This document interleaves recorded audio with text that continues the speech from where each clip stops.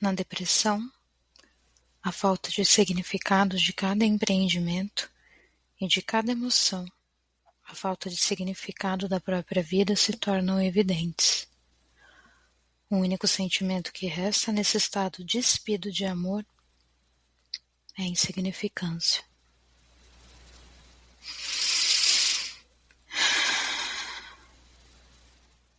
What if I die?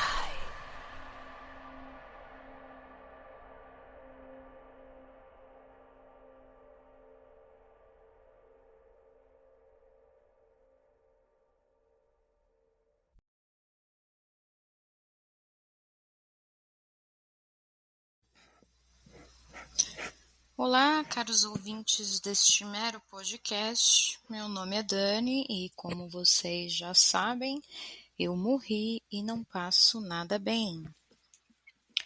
E cá estamos de novo. Quero antes agradecer quem ouviu o primeiro episódio assim que foi lançado e que deixou seus comentários na plataforma. Isso me ajuda e me estimula muito a continuar com esse projeto que acabou de sair do forno e que eu pretendo levar por bastante tempo.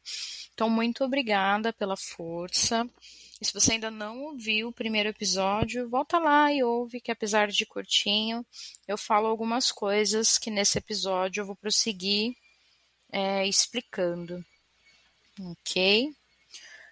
Então, bom, nesse episódio eu vou falar um pouco de mim, da minha caminhada até os dias de hoje, como tudo começou na minha vida quanto aos transtornos mentais, como a depressão e ansiedade generalizada e social. Pretendo ir desabafando e contando para vocês pouco a pouco como eu enxergo a vida, depois que a depressão e a ansiedade começaram a fazer parte de mim.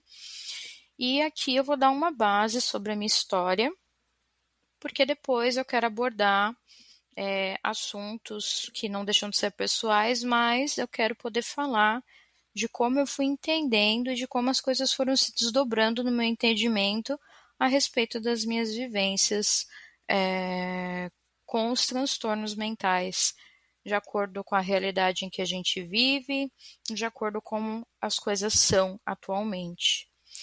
Então, em primeiro lugar, a começar da infância, que foi difícil em aspectos familiares, já que eu fui criada pelos meus avós paternos e não pelos meus pais de fato, assim como tios que moravam junto também. Então, tem bastante diferença de quando a gente é criado de fato pelos pais, mesmo que mais tarde na vida os pais venham se separar e tal. Então, ser criado pelos avós não é como visitar eles nos finais de semana e feriados, não, para passar as férias, coisa e tal. É pesado o negócio. Esse não é um ponto de vista só meu, já que eu conheço outras pessoas que também foram criadas pelos avós e o buraco é bem mais embaixo. E claro que uns tiveram experiências menos caóticas do que eu, mas assim, no geral, sempre tem coisas pesadas para relatar, né? Então, eu cresci num ambiente disfuncional, emocionalmente castrado, onde o lema era o péssimo e velho engole o choro, em que não se podia falar sobre como você se sentia, nem o que você pensava, já que eu era só uma criança, né, que não tinha opiniões e nem tinha que ficar falando nada. Então, meu avô era basicamente a figura mais autoritária da casa, seguido da minha avó, onde, assim, ambos eram extremamente tóxicos, para dar o nome certo, e me tratavam só como uma criança que precisava vestir, comer e morar. Acabou. Meus tios viviam fazendo bullying comigo, porque eu era gorda, e a gente sabe que essa coisa estética, infelizmente, nunca morreu, de ser magra, para ser bonita e bem aceita. Então, a própria família me tratava dessa forma, no momento em que eu desenvolvi aí quadro de bulimia, isso eu tô falando de 7, 8 anos de idade, que eu ia pro banheiro vomitar comida que eu tinha comido, porque eu tinha comido demais e aquilo ia me engordar mais ainda. Essa ideia, né? Eles nunca nem ficaram sabendo disso, também nunca fiz questão de comunicar nada, porque depois de adulta, a opinião de nenhum deles mais me é importante. Então, eu não convivo com eles há mais de 20 anos, então o contato é basicamente zero e que assim permaneça. Foi difícil crescer. Sair dessa infância, ir para a adolescência já tendo que se portar como uma pessoa adulta. Essa experiência que tive com a minha família, ela me fez amadurecer muito, e muito cedo. E acredito que pelo menos 80% das mulheres que nasceram, cresceram e vivem na periferia passaram e passam por isso. A gente tem que ser muito grande, muito cedo, tem que entender as coisas muito cedo, e eu comecei a notar, olhando para trás, que as minhas fases foram completamente atropeladas, assim, porque na infância eu já estava vivendo a adolescência, na adolescência já era a vida adulta, e na vida adulta eu já estava extremamente desgastada com todos os estresses, enfim, esse papo chato de ai, você já tem 25, 30, 35 anos e tem muito pela frente. Eu acho uma puta falta de respeito com as pessoas, sabe? Porque você não faz ideia, a menor ideia da carga de estresse que a pessoa teve que suportar logo cedo na vida, entende? Então a gente fala tanto da idade e nem entende que ela para muitos é só uma informação que quantifica o tempo que você está vivo. Muitos de nós vivemos muita coisa quando crianças, quando adolescentes também. Quando a gente chega na fase adulta, é óbvio que muita bagagem já foi acumulada e que a gente se sente exausto. E a gente tem o direito disso, né? Por isso eu detesto esse papo de gente mais velha que fica tentando mostrar que viveram mais, mas no fim da vida de muitas delas tá a mesma merda, se não pior que a nossa. Então esquece esse papo. Conselho. Então, vindo aí de uma infância e adolescência num lar que castrava a gente emocionalmente, que estuprava a gente psicologicamente, no silêncio, eu decidi sair, só consegui assim encontrar fora mães e pais com quem eu fui tendo contato, com os quais fui conversando e entendendo a vida a partir de outras perspectivas que eu jamais ia encontrar dentro da minha casa com a minha família. Né? E foi difícil, porque ao longo do tempo você começa a questionar uma cacetada de coisas, tipo, caramba, que só tem caos, só tem conflito, só acontece coisas zoadas, não tem paz, não tem descanso, não tem acolhimento. E pra que então? E aí eu sempre pensei que fosse melhor que eu tivesse sido adotada por alguém, que pudesse me prover dignidade na criação, independentemente de condição financeira, que só menos importante, pelo menos para mim. Então eu desenvolvi uma capacidade de questionamento muito boa logo cedo e sou feliz por pelo menos isso ter acontecido comigo.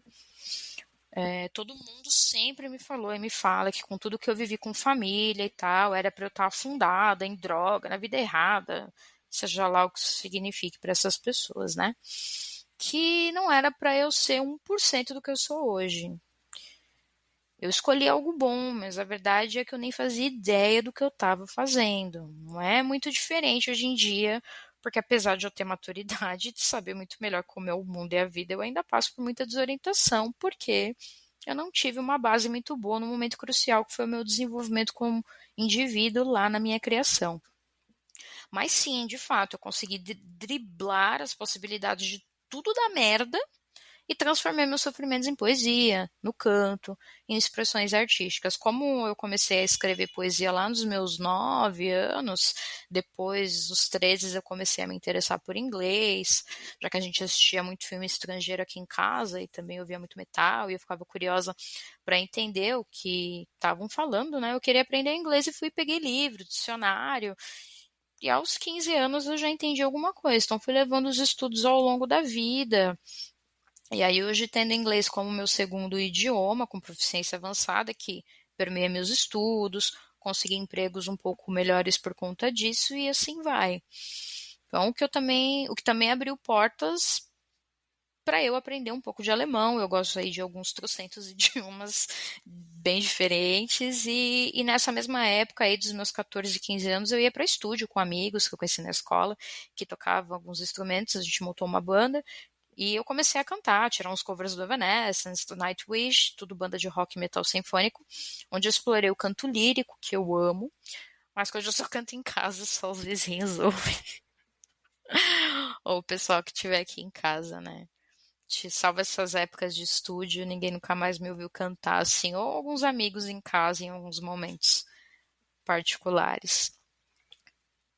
Mas lá para meados de 2009, através de um namorado, eu tive meu primeiro contato com a fotografia, que foi algo que veio na minha vida posteriormente também. Nossa, foi assim, maravilhoso. Eu aprendi a fotografar de forma autodidata, até aí como tudo que eu sei, e comecei a usar das lentes como maneira de transferir minha visão de mundo para as fotografias que eu tirava. Só que aí eu fiquei sem equipamento uns tempos depois, mas permaneci tirando fotos com celulares que eu ia tendo, coisa que eu faço até hoje na real. Desse meio tempo, o cinema, o teatro foram outras áreas que começaram a me chamar a atenção. o audiovisual no geral, né? Então foi algo que expandiu mais ainda a minha visão artística e eu sempre tive muita vontade de poder cursar direção de fotografia para cinema. Mas é um curso meio caro, então isso infelizmente até hoje está só no plano dos meus sonhos, dos meus desejos aí. Quem sabe um dia ele saia do papel e se torne realidade, né? Vamos ver. Enfim, no meu Instagram eu sempre posto fotos ou de coisas que eu acho, fotos minhas ou de coisas que eu vou achando pertinentes sobre mim, ou sobre algo que eu vejo, que é uma forma de terapia para mim, né? De colocar para fora, de forma não verbal, aquilo que eu sinto e aquilo que eu penso sobre a minha vida e sobre o mundo que a gente vive. Eu tenho muitas ideias, alguns projetos de fato escrito mesmo, como roteiros de curta-metragem, de projetos fotográficos, audiovisuais. E eles estão aqui guardadinhos, esperando um momento que eu tome vergonha em minha cara e pare de ficar dando desculpa e faça, né? Como eu tô fazendo com esse podcast agora. Eu sou muito perfeccionista, nossa. Eu queria ser menos. Perfeccionismo é uma desgraça, meus caros. Desista dele. A palavra perfeição é muito complicada, então não se deixe enganar, tá? Cá vos estou dando exemplo de que é o estrago aí que ele faz com a gente. Então, cuidado. Muita coisa rolou, né? Depois desses meus anos aí de juventude. Não que eu tenha saído deles. E que eu aproveitei da melhor forma que eu soube. Eu fiz muita coisa legal, projetos com alguns colegas e amigos que passaram pela minha vida, coisas das quais de fato eu tenho orgulho, que infelizmente eu considerei que eram só pequenas coisas, né, que eu fiz na vida, quando elas eram muito maiores do que eu podia estar ali enxergando no momento, mas eu só consegui enxergar isso agora. Em 2016 eu conheci a primeira psicóloga que me atendeu e onde eu tive o primeiro contato com a psicoterapia. E aí eu já estava lendo sobre psicologia, porque fazia parte dos meus trabalhos, assim, das coisinhas que eu fazia com fotografia, eu explorava ali questões emocionais, a depressão, a ansiedade, de forma poética, né, ou fotográfica, então já era algo que eu gostava e me despertou interesse desde o ensino médio, na verdade, né, psicologia, quando eu estava estudando sociologia. Eu ouvi falar sobre psicologia porque o tópico sociedade e comportamento sempre foi algo que me atraiu muito. Então eu já estava lendo coisas e sentia a necessidade de cuidar do meu próprio psicológico, né? Porque estava tudo muito fora do lugar. E visto que eu tive aí aquela montanha de experiência negativa na vida no quesito familiar e tal, então eu precisava de suporte. E aí eu fiz umas 10 sessões com essa psicóloga, só que nesse mesmo ano eu acabei tomando a decisão de ir embora daqui, de onde eu moro, e morar com um cara que eu conheci na igreja que eu frequentava. Sim, fui cristã por uns 10 anos e até missionária eu fui. Porque parecia, naquele momento, né, o melhor que eu podia fazer para tentar ser feliz, tentar viver de verdade e não só me arrastar pela vida, como eu já estava fazendo há muitos e muitos anos. Eu me mudei para Curitiba, que era onde ele morava, mas aquilo foi, assim, um desastre. No princípio, moramos juntos com os pais dele, sendo eles também cristãos evangélicos, enfim, acho que todo mundo já tem uma boa noção do que ambas as coisas significam.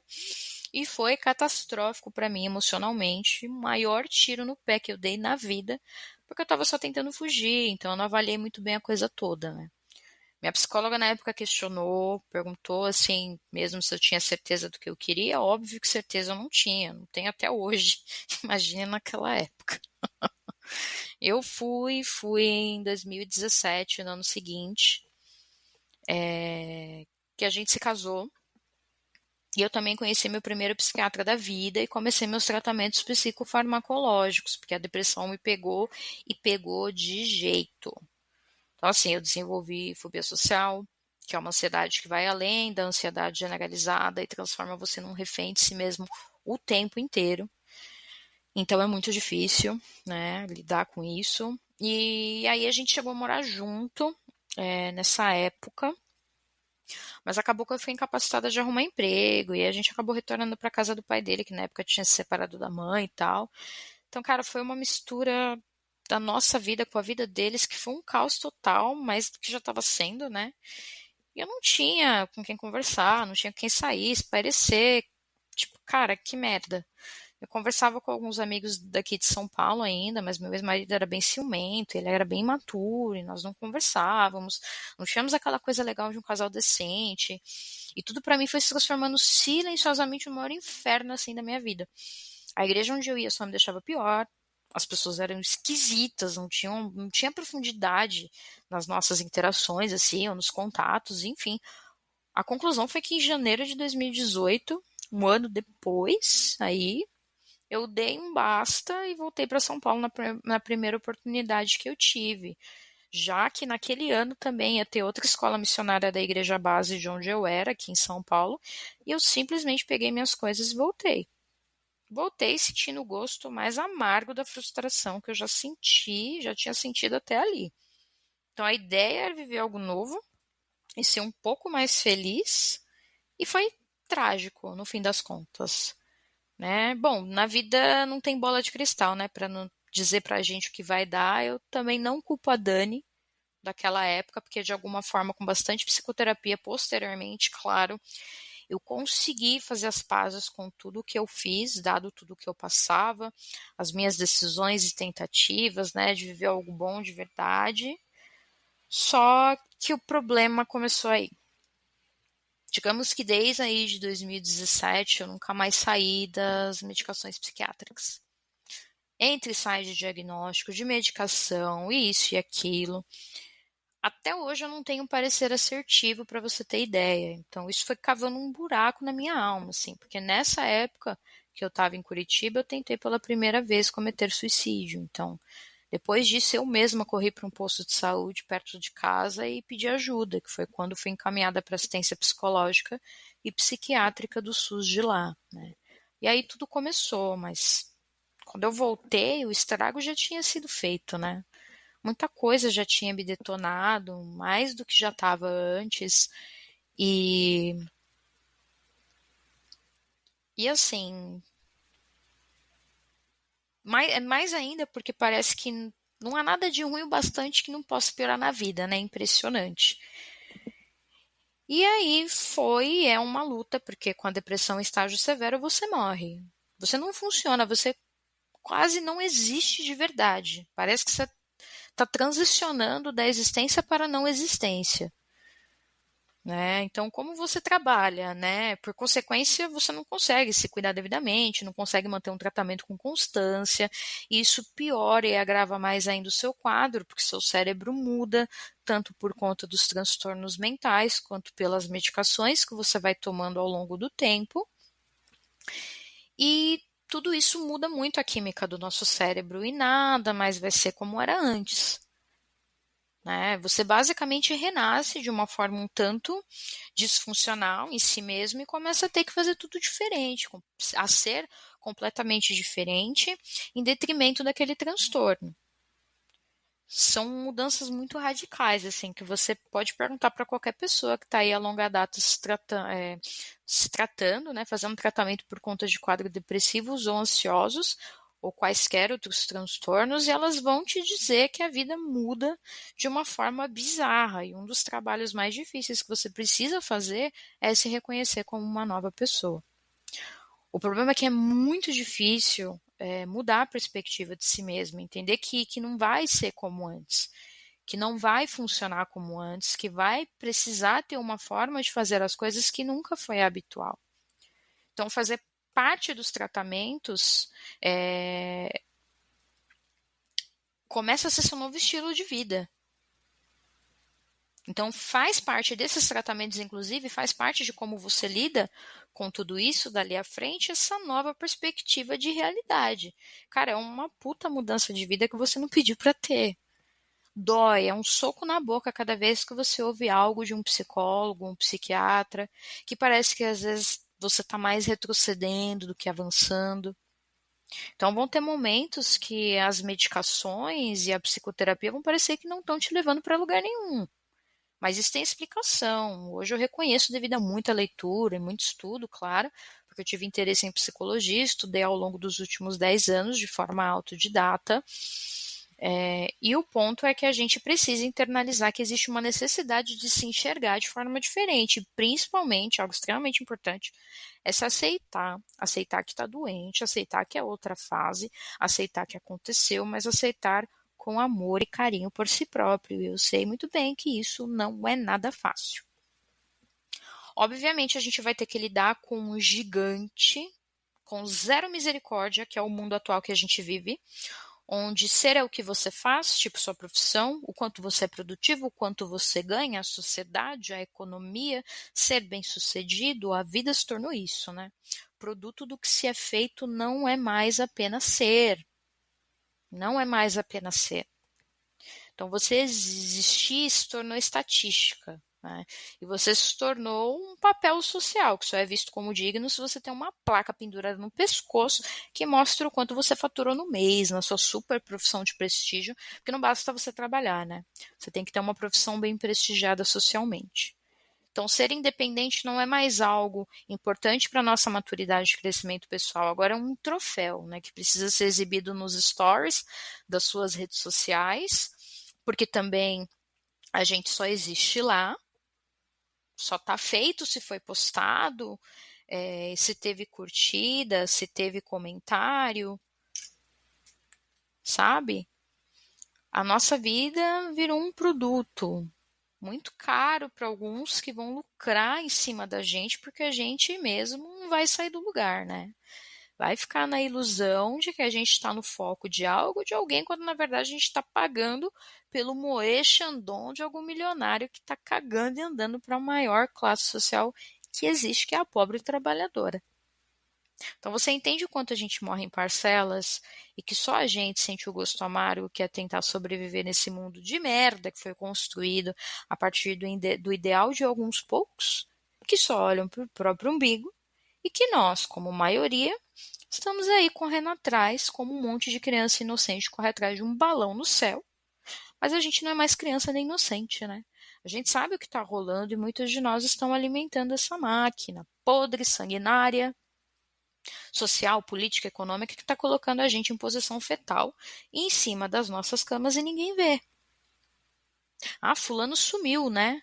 Nossa, como fulano tá gordo, como tá magro, como tá sorridente. A gente não sabe o que esse ser tá sentindo pelo que tá passando, mas tem um story sorrindo numa mesa de bar com alguns ali, parece que tá tudo bem.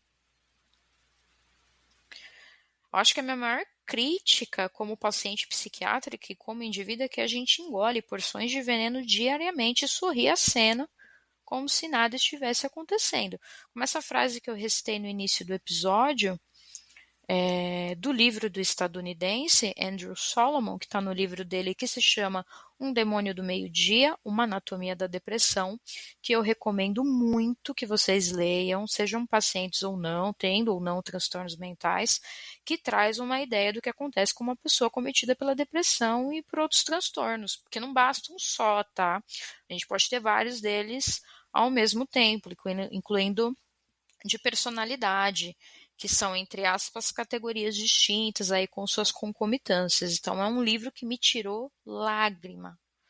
Essa frase aí do começo, porque tá logo no primeiro parágrafo da primeira folha, do primeiro capítulo do livro, esse soco na boca, na nossa alma, que me levou a colocar meus olhos na melhor descrição que eu já li na vida de como nos sentimos quando nós temos depressão, sabe? Do quanto ela nos apaga, sabe? E que a gente vai se atrofiando existencialmente por conta dela. E vivendo numa sociedade que idolatra o se exibir, principalmente virtual, né? A gente não é nada. Não existimos, né? Basicamente. E eu passei muitos anos questionando isso tudo dentro de mim, sabe? Tentando entender para onde tudo isso podia me levar, para onde já estava me levando, o que eu estava fazendo em relação a isso, e não tem receita de bolo para a vida não, cara. A gente sabe disso. Eu acho engraçado essas pessoas que são extremamente lógicas, que na sua maior parte estão aí apodrecendo emocionalmente porque nunca conseguiram sentir nada e nunca conseguiram entender a vida de uma perspectiva mais humana, né? Ser humano é um exercício existencial diário. A gente não é oco, louco, não é um negócio que tem um botão de liga e desliga ou que tenha comandos que tu digita lá e a gente faz de tal forma. E eu sei que aí eu toco em questões onde o buraco está mais embaixo ainda, porque a gente vive numa sociedade onde não existe uma educação psicológica e emocional nas escolas, dentro de casa, etc. Isso aí é capricho de quem pode pagar psicólogo para falar sobre essas coisas, né? Mas eu sempre pensei que isso deveria ser matéria de escola. E isso já foi um dia. Pouco antes da minha vez de entrar no ensino médio, essa matéria era uma matéria de grade curricular do ensino médio. E aí, claro, tiraram. Enfim, que merda. Pensa, se a gente tivesse isso desde a escola, se a gente tivesse contato com nossa natureza, humanidade, nossas características, as possibilidades do que pode acontecer com o ser humano psicologicamente falando, né? Mas a educação é uma ameaça. Então imagina um povo bem educado, bem letrado, bem informado. Quem conseguiria lucrar em cima da gente, né? Existe todo o interesse por trás da desgraça da vida do pobre em mantê-la assim, sem informação, sem instrução, só o básico do básico do básico do básico. Então, o Andrew Solomon, ele aborda bastante, viu, sobre essa questão socioeconômica, no caso lá dos Estados Unidos, mas é uma forma da gente refletir sobre o Brasil. Da mesma forma, eu diria, cada um aí com as suas diferenças culturais, mas é uma certa régua de reflexão para entender o que acontece, desde o paciente que cai na cama até toda a trajetória da pessoa tentando se cuidar, tentando permanecer viva em face da severidade que o transtorno pode acometer uma pessoa, sabe? É cruel, é bem cruel. E eu pretendo falar mais sobre como foi minha experiência de forma mais detalhada, como eu vivi, o que eu passei por conta dos quadros depressivo e ansioso, do que eu ouvi, todas as possibilidades diagnósticas que eu tive. O papo é longo, hein? Mas fica aí minha dica de literatura para vocês darem uma lida, se quiserem entender melhor como as pessoas se sentem com essa doença tão sorrateira que é a depressão. Ela realmente vem assim quando você menos espera. Então fica ligado nos sinais, sabe? A gente sente algumas coisas e é importante prestar atenção nelas, né? E o Andrew Solomon, ele realmente aborda com maestria todas as coisas que permeiam, tem estatística, tem observações de pacientes acometidos, de pessoas que relataram o que passaram, o que vivenciaram, e que vão continuar vivenciando a luta que é sobreviver e resistir aos transtornos mentais, né? Leia, e depois, se quiserem me contar como foi a leitura de vocês, eu vou ficar muito feliz com esse feedback, porque é uma leitura que foi muito importante, especial para mim. Ajudou ali bastante a pensar, cara, eu não tô sozinha, sabe? Mesmo aqui, nas minhas pequenas 4 paredes, em cima de uma cama, lendo um livro, eu senti um abraçozinho ali, sabe? Pode ser que você receba um também, eu não sei. Ele não é, assim, um profissional de saúde mental, né, o autor, embora ele tenha feito, acho que, especialização ou um mestrado em psicologia aí posteriormente, ele deixa isso bem claro no livro, mas ele foi um pesquisador assíduo, enquanto paciente ele mesmo, e eu considero esse livro uma joia da literatura leiga sobre a depressão, tá? Esse assunto se desdobra em muitos outros, dá muito pano para mangas, chega a ser um tanto infinito, então acho que por hoje eu vou encerrando por aqui. E eu queria convidar você que está me ouvindo e que infelizmente possa estar passando por uma luta com a sua própria mente, que você considere desacelerar, mesmo sem saber como, tá? Eu mesma, depois de ser demitida em dezembro do ano passado, comecei a observar muitas coisas que eu pretendo compartilhar com vocês no próximo episódio, sobre como eu venho mudando radicalmente a minha perspectiva de vida e o meu foco nesse mundo.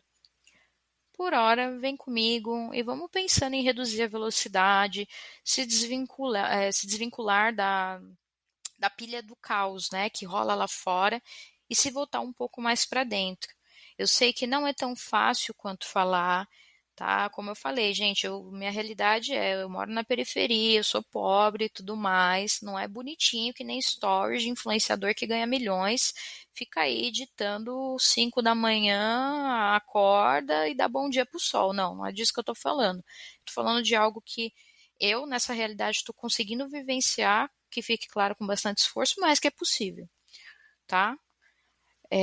Então, por hora, vamos tentar se voltar um pouquinho mais para dentro, que comece aí a ser o primeiro dos exercícios, caso você não tenha se despertado para o autocuidado até o presente momento, né? A gente está vivendo uma época muito, e se não uma das mais tóxicas existencialmente falando, e eu só consigo ver mais desgraça sendo alimentada nessa nossa sociedade.